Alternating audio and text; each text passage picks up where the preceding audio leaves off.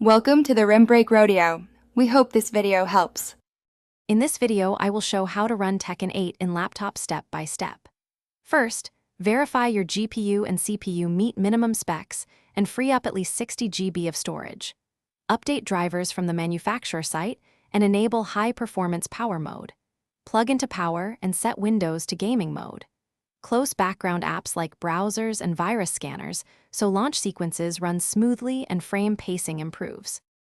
Adjust Tekken 8 graphics to boost frame rates while keeping visuals acceptable. Start with resolution one step below native if needed, then disable intensive options like ray tracing. Enable DLSS or FSR to regain quality at higher frame rates. Cap frame rate to match your display and reduce stuttering. Set texture streaming to medium on limited VRAM machines. Restart the game after major changes to stabilize performance and monitor temps. Small tweaks can yield big improvements when running Tekken 8 on a laptop. Keep GPU drivers and game patches current, and use the manufacturer control panel to set performance profiles. Monitor temps and use a cooling pad if you see throttling. Close overlays and capture software while playing.